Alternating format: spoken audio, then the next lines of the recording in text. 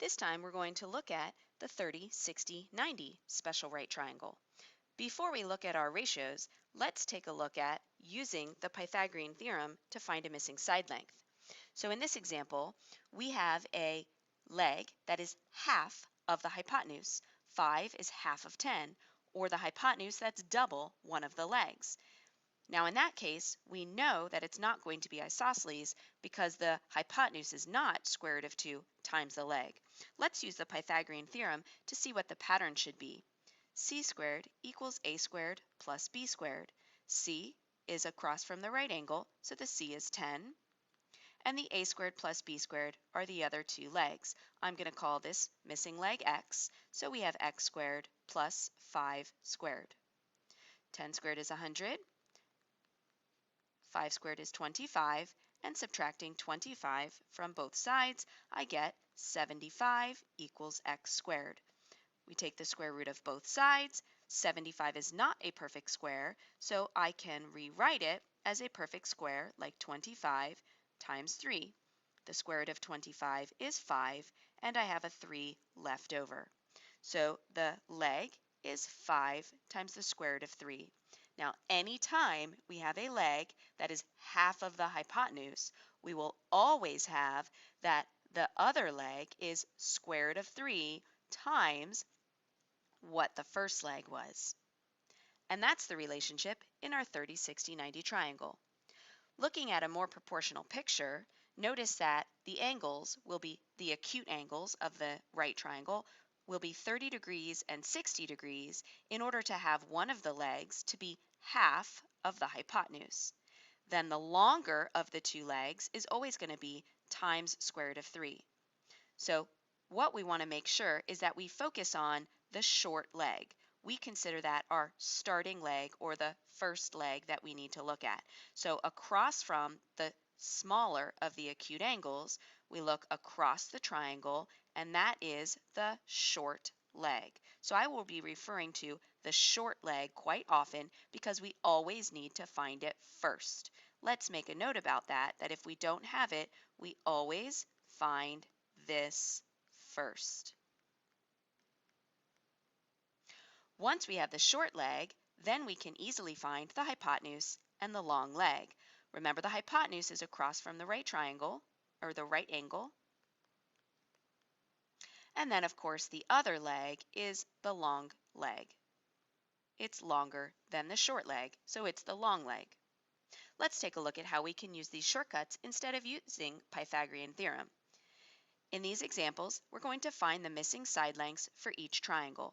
Now notice in this problem, we couldn't even use Pythagorean theorem because we only have one of the sides. So it's helpful to know our 30, 60, 90 shortcuts.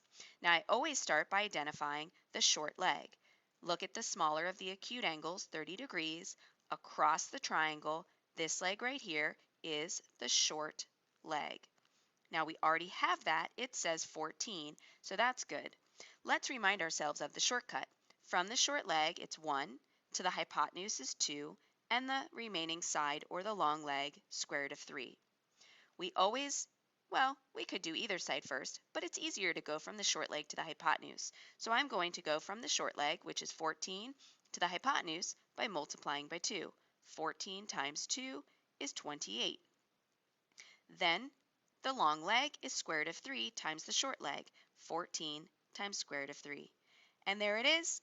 I have all this missing sides, and I barely had to do any work. Let's look at another example. I have a right triangle with a 30-degree angle. Therefore, the missing angle must be 60 degrees. I locate that 30-degree angle so that I can find across the triangle to the short leg to see if I have it. Now, I don't yet have the short leg. What I do have is the hypotenuse. Let's go ahead and label our shortcut numbers, 1 for the short leg, 2 for the hypotenuse, and square root of 3 as a reminder of what we need to do. The hypotenuse is double. Notice how it's very long of the short leg. The short leg is half. Notice how it's very short from the hypotenuse. So to go backwards to the short leg, we have to undo the doubling, or divide by 2. So 14 divided by 2 is 7. our short leg is 7. Once we have the short leg, the rest of it is easy. Then I go from the short leg to the long leg. There's my reminder. I multiply by square root of 3. And I'm done. I have all 3 missing side lengths.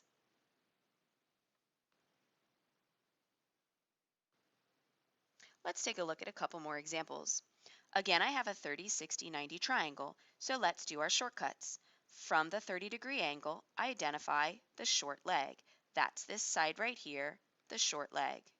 Now, I don't have it yet, so I need to find that first. Let's label our sides inside with our reminder, short leg 1, hypotenuse 2, long leg, square root of 3. This time I have the long leg, so to go backwards from the long leg to the short leg, I undo the square root of 3. If I'm going from something long to something short, I need to divide. So I take the 8 square root of 3 and I divide by square root of 3. Now in this case it's easy because square root of 3 is in both the numerator and denominator and simply divides out, so I get 8 for my short leg. Once I have the short leg, the rest is pretty quick. Going from my short leg to my hypotenuse, I have to double it. 8 times 2, which is 16. And that's it. In this last example, we again have a 30, 60, 90 triangle. I identify my 30 degrees to find my short leg. Then we can label a reminder that the relationship between the sides are 1 for the short leg, 2 for the hypotenuse, and square root of 3 for the long leg. I don't have the short leg, and I always want to get it first. I also don't have the hypotenuse, but this time I have the long leg. This is very similar to this one. We are going from the long leg to the short leg, which is undoing the square root of 3. To undo it, or to go smaller, I need to think I have to divide. So I divide by square root of 3. Now, unlike this example where I had a square root of 3 to cancel out, in this example, I do not. We can simplify this, however, by rationalizing the denominator. I multiply by 1 or by square root of 3 over square root of 3. I must do it in the denominator and the numerator to make it multiplying by 1 where it doesn't change the number. Remember that square root of 3 times square root of 3 is just plain 3. So this makes 15 times square root of 3 over 3. Now I can simplify a little bit more because 3 goes into 15 5 times, and therefore I'm left with 5 square root of 3. So my short leg is 5 square root of 3. Once I have the short leg, the rest of it goes pretty quickly. From the short leg to the hypotenuse, I'm doubling, multiplying by 2. So that's 5 square root of 3 times 2. Now I can only multiply numbers that are either both outside the radical or both inside the radical. I have two numbers that are both outside the radical, so I multiply 5 times 2, which is 10, and square root of 3 is multiplied next to it. So my hypotenuse is 10 times the square root of 3. Isn't that easy? Now you get to practice your special right triangles. Thanks for watching.